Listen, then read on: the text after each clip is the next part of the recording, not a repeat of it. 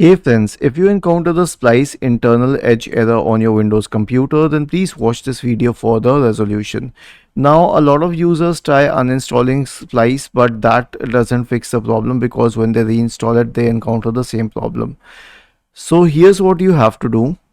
Press the Windows key and the R button together to open the run window. Type the command %appdata %. Click on OK. Right click on Splice. Select delete.